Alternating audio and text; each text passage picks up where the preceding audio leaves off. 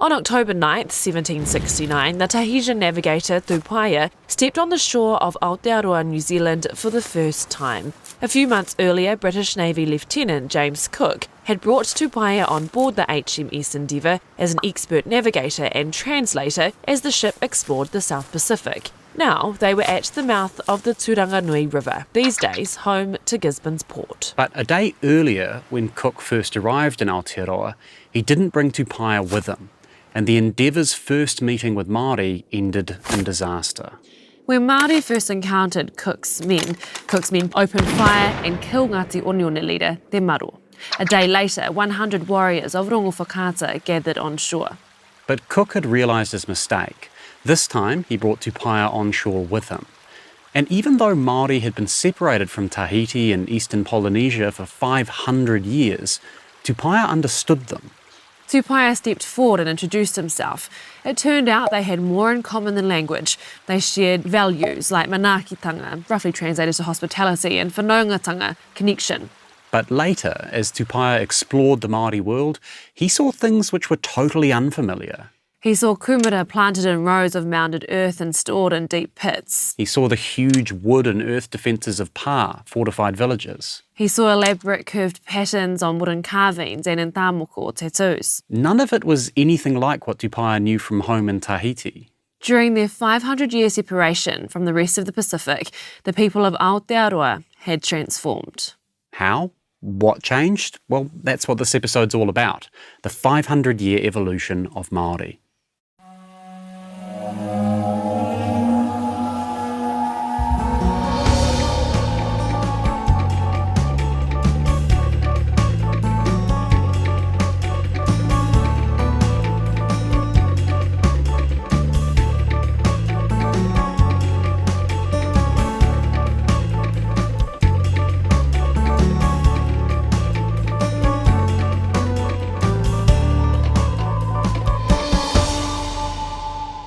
Tēnā tātou katoa, I'm Marnie Dunlop. And kia ora, I'm William Ray. And this is the Aotearoa History Show.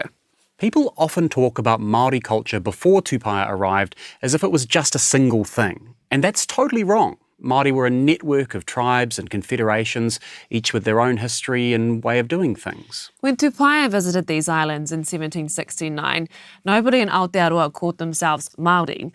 The word literally just means ordinary, and it only became common later in the 19th century when people needed a word to distinguish Indigenous New Zealanders from European colonists. There's also a tendency to imagine Māori as a people frozen in time.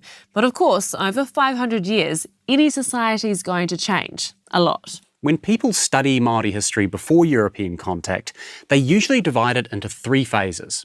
First, the earliest phase of arrival and occupation, currently estimated to run from sometime in the late 1200s to around 1400 AD. This is when the first waka arrived and people spread out around the motu, or islands. Archaeologists and historians call this the colonisation phase, which is a bit confusing because we usually talk about Pākehā colonisation, and that didn't happen until 500 years later. Next, the transitional phase, roughly 1300 to 1600. Moa became extinct, the climate changed, and there was huge social upheaval as people had to rely more on agriculture for food. Finally, the traditional phase, approximately 1500 to 1800 AD. This is when the cultural structures we see as distinctly Māori were embedded, but society was still changing. There were huge migrations and increasing collaborations within and between tribes. And these three phases happened at different times and in different ways in different parts of Aotearoa. Like down south, the tribes of Ngaitahu relied entirely on hunting, fishing and other wild sources of kai, all the way up until the 1800s. Whereas in the far north, Te Hiku, people were likely growing crops early on, taking advantage of the warmer climate. Okay, so let's start at the beginning. What do we know about the people who first settled Aotearoa?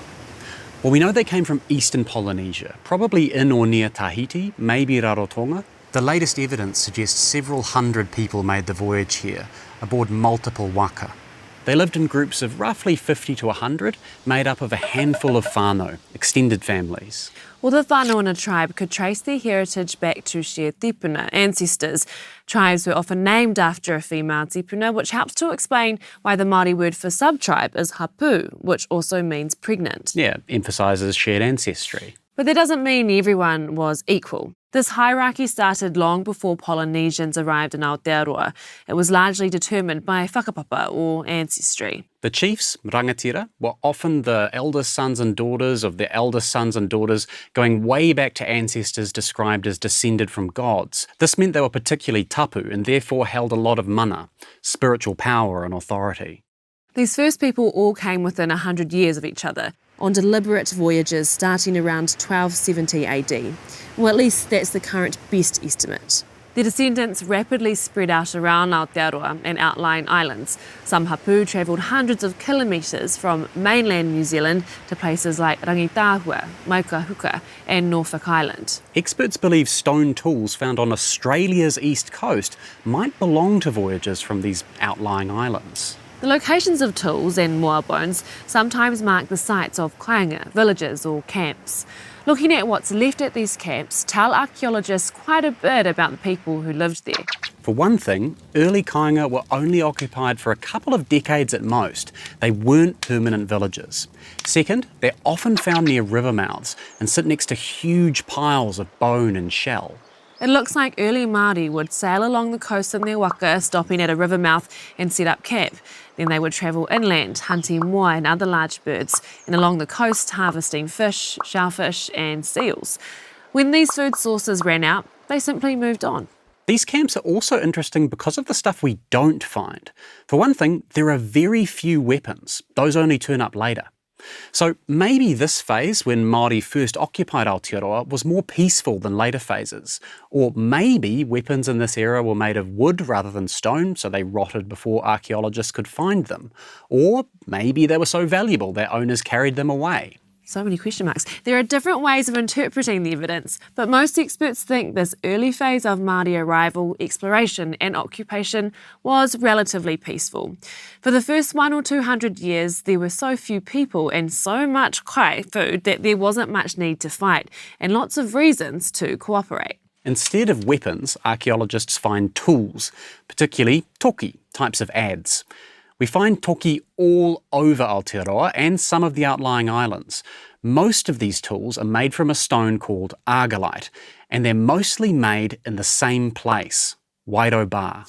Archaeologists digging at Wairau Bar have found nearly 40 tonnes of argillite chips, leftovers from making toki. That means hundreds must have been made at this site every year. It was a little toki factory. Archaeologists have also uncovered giant umu, cooking pits filled with the bones of thousands of moa and seals, plus 1,600 tonnes of shells.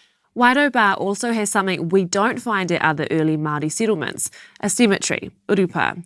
The bones of roughly 60 people have been discovered there. When archaeologists analysed those bones closely, they discovered some of those people had diets which were high in sugar and low in protein. Now that suggests they grew up in tropical Polynesia eating sugary fruit, not in cold New Zealand eating moa meat. So these might be the bones of the very first people to come to Aotearoa. So what does this all mean? What was Wairau Bar for? Well, Aotearoa was a weird landscape. It was different from the tropical islands the first migrants came from, bigger, wetter, colder, and these early arrivals needed a place where different hapu could gather together, tell each other what they'd discovered, which foods were poisonous, which were good to eat, and to trade with each other. They needed a place to reinforce connections, share gossip and memories of the old days, whakawhanaungatanga. And for expert toolmakers to practice their craft and teach it to the next generation. So, archaeologists think of Wairau Bar as basically New Zealand's first capital city. But within 100 years, Wairau Bar was abandoned, probably because local food sources ran out. To tell the story of Wairau Bar, we're relying almost entirely on archaeological evidence. That's because oral histories of these early days of Māori occupation focus on stories of rangatira travelling around Aotearoa claiming land for their hapu, but they don't talk much about the details of day-to-day life. Writing about the oral traditions of the Tainui people, famous Ngāti Maniopoto historian Dr. Bruce Biggs wrote this. For the first 7 or 8 generations, little but personal names are recorded in pedigrees stemming from just a few of the immigrants. Then beginning with Tāwhao in 1475, the tradition suddenly becomes more detailed. It is an astonishingly detailed record, matched in the Pacific only by other Māori tribal histories, all of which seem to follow a pattern of sparsely recorded remote past, followed by a sudden efflorescence of detail beginning 3 to 4 centuries ago. That explosion in the oral tradition marks a turning point in this new Māori culture, the start of the transitional phase. And historians think this pretty much comes down to kai. Moa and seals reproduced slowly, and their populations couldn't cope with the amount of hunting going on. By 1450 AD, the last moa had vanished, and the seal population had been decimated. So why did Māori hunt these animals so heavily? Well, in the tropical islands Māori came from, they hunted animals that had evolved to reproduce quickly. It helped them cope with disasters like typhoons and tsunamis. Aotearoa's animals evolved in a more stable environment, so they became slow breeders to avoid overpopulation. It seems likely that after the extinction of the moa, Māori learned to manage natural resources. They probably used rahui, temporary bans on gathering those resources in certain areas. And we still use that now. But with the extinction of large animals like moa and seals, most Māori had to fall back on a food they had brought with them from the tropical islands, the kumara. To grow a decent crop, kumara needs the average temperature to stay above 15 degrees for 5 months. In tropical Polynesia, that means 2 harvests a year. But if you hadn't already noticed, Aotearoa is not a tropical island. So it was only possible to get 1 crop a year, and only in what we'll call the kumara zone, northerly coastal parts of the country where it's a little bit warmer. So this was a time of massive migration. During the early phase of Māori occupation, settlements were evenly distributed across Te Ika'amaui and Te Waipounamu, the North and South Islands.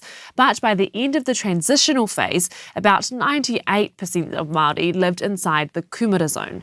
The remaining 2% lived in the southern North Island and parts of the South Island, where they migrated between seasonal sources of kai.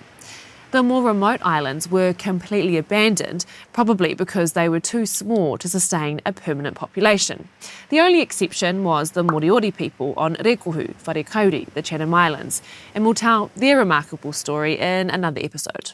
As you'd imagine, the switch from moa to kumara as the primary source of food led to huge societal changes. You had to stay near your kumara pretty much all year to tend them and make sure that someone didn't come along and steal them. So Māori had to set up permanent settlements, and it became really important to know which land belonged to your hapu and which belonged to your neighbour. This is why we see that explosion in detail of the oral tradition around 1500 AD. Like if you were a rangatira and you caught someone trespassing on your land, how did you prove it was yours? You used your whakapapa. You said, hey, my tipuna claimed this land hundreds of years ago and have held it ever since. I can tell you their name, I can tell you how they did it, I can tell you the names of all of their descendants up until today. Reciting whakapapa asserts both your rights to land and your identity. The two are connected. Any transfer of land or resources through marriage or warfare or gifting is also recorded in these stories. So the oral histories get more detailed as land becomes more valuable. They are a library, a legal record, and a family tree all in one. On top of the extinction of the moa and the decline of other large animals, Māori faced another big change in the transitional phase from 1300 to 1600, the beginning of the Little Ice Age, several hundred years of global cooling and rapidly changing weather patterns. Historians think the Little Ice Age reduced harvests and increased competition for farmland and other sources of kai. This didn't just affect Aotearoa, it's linked to disruption and cultural change all over the Pacific. Pretty much everywhere, from Fiji to Timor to New Zealand, we start seeing more signs of warfare in the archaeological record, more weapons and more defensive fortifications. We also get more mentions of violence and battles in Māori oral histories. But just because warfare was increasing doesn't necessarily mean it was common. Māori had ways of trying to resolve disputes without bloodshed. One of the most important was toa muru. Say you're a rangatira. and your neighbour insults you or hunts in your hapu's patch of forest or takes fish from your stream, you could launch an all-out war against them, but that would be an overreaction, like life in prison for stealing a packet of chips. The punishment needed to fit the crime. You needed utu. Utu is a key concept of tikanga, Māori customary law. It's commonly mistranslated as revenge, but it actually means something more like rebalancing, cost or reparation. We can understand utu a bit better by looking at it as one of three interlocking concepts: take, utu, ea.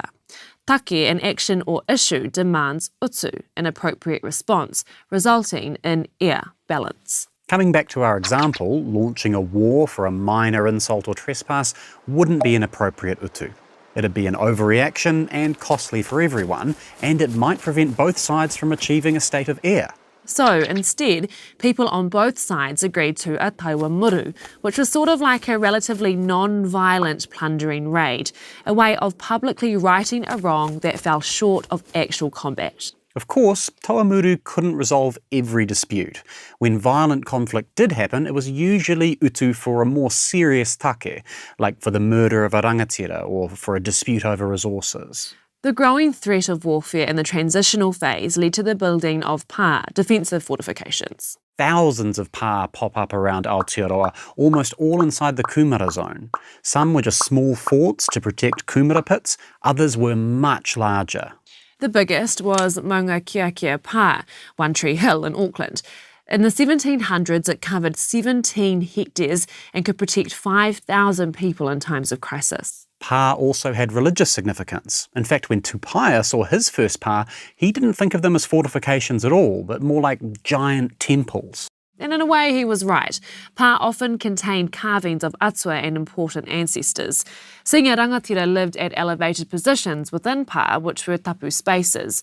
Particularly large and elaborate pā enhanced the mana of the rangatira who lived there and of their wairehapu. And pā weren't the only status symbols. Through the transitional phase, archaeologists start finding elaborately carved ornaments, tools, weapons, and waka. Some archaeologists say this suggests an increasing hierarchy, a growing gulf between higher-ranking rangatira and lower-ranking common people. Several European explorers and missionaries commented that Māori were more conscious of social status than other Pacific people, although we have to be careful about these kinds of European observations. For one thing, they interpreted what they saw through a European worldview, often failing quite a lot actually, to fully understand nuances in te ao Māori. These Europeans were also observing Māori at a time when they'd turned up out of nowhere. Imagine if aliens landed in New Zealand today and wrote down what they saw. I doubt we'd be acting normally. Maybe not you. These new pā, waka and weapons we find in the transitional phase are also often decorated with new kinds of art. Alongside the traditional rectilinear art styles of Eastern Polynesia, we start seeing the curved flowing designs which we think of today as distinctly Māori. This might partly reflect that during the transitional phase from 1300 to 1600, Māori were learning to work with new materials they found in Aotearoa. There was fine-grained tōtara timber, the bones of seals and whales, tohora, and most of all, pounamu. Pounamu was super useful for Māori, a beautiful mineral soft enough to be shaped into jewellery and hard enough to make an effective tool or weapon. So it's not surprising Pounamu was especially prized as a symbol of mana. Some hapu migrated across Cook Strait especially to access the land they called Te Waipounamu, the waters of greenstone. Pounamu was so important to Māori, still is, that it was traded all over New Zealand, but they weren't using cash. Instead, Māori used a system of gift exchange, kind of like a mental IOU. A good example of this is kai haukai, the ceremonial exchange of kai of food. Your whānau might harvest birds in summer months, you would preserve some to eat in the winter, but also to give some to other people within or beyond your hapu. So later that year, when your stock of preserved birds were running low, your neighbour might harvest inanga, whitebait, and share that with you. Mean deal. Kai haukai was particularly important in the South Island, where it was too cold to grow kumara. Instead, the hapu of Ngāi Tahu traded seasonal sources of kai to keep everyone fed all year round. This kind of utu-based trade is still important to many Māori today, and it has deep roots in Māori history. We already mentioned how toki made at Wairau Bar were distributed far and wide in the earliest phase of Māori history. At the same time, we find knives made from obsidian sourced from Tuhua, Mea Island, in the Bay of Plenty. Those obsidian blades are spread everywhere from Rakiura, Stewart Island to Raoul Islands in the Kermadec. Evidence of long-distance trade is harder to find in the transitional phase. Archaeological evidence shows Māori were mostly making stuff using local resources. It's another sign hapu were becoming more closely tied to their land. When they did trade, it was almost always with closely related hapu. And that makes sense, right? You'd only give an IOU to someone you trust, and for Māori, that usually meant relatives. The transitional phase of Māori history never really ended. It just flowed into the traditional phase, the phase Māori were in when Tupaia and Cook landed at Turanga in 1769. But this wasn't the end of Māori cultural evolution, not by a long shot. Looking at the oral histories and material culture, plus written European accounts of Māori in the early 1800s, it's clear the culture was still changing. Why? Well, for one thing, the climate had changed again. By 1650, the Little Ice Age was ending, Aotearoa became warmer and drier. As the Kumara zone expanded, some hapu migrated away from heavily populated northern parts of Aotearoa. We also start to see more collaboration between closely related tapu and the growing importance of wider iwi groups.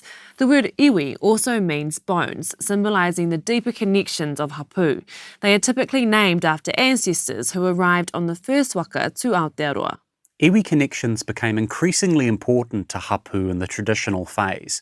There were also increasing alliances between iwi as time went on.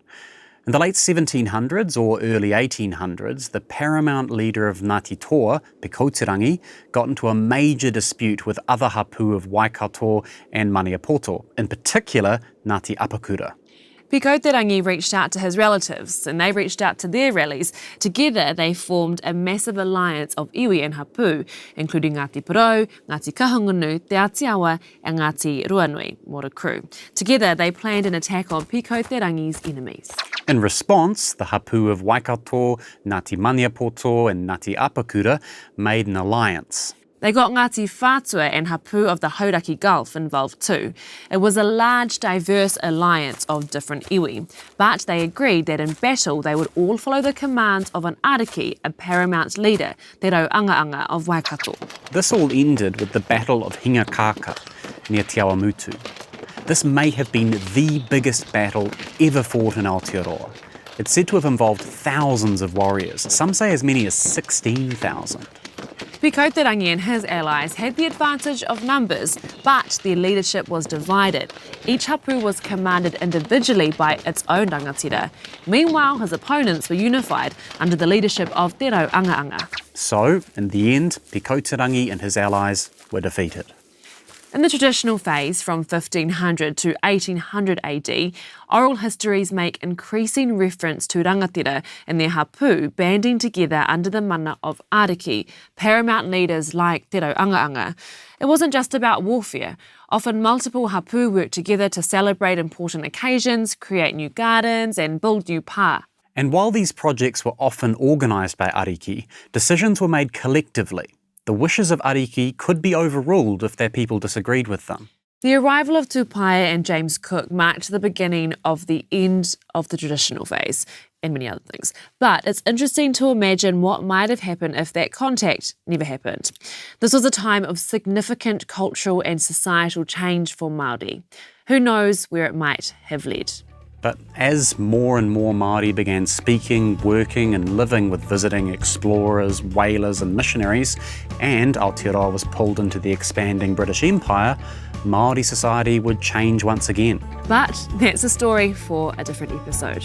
But for now, that's us. Hei kona.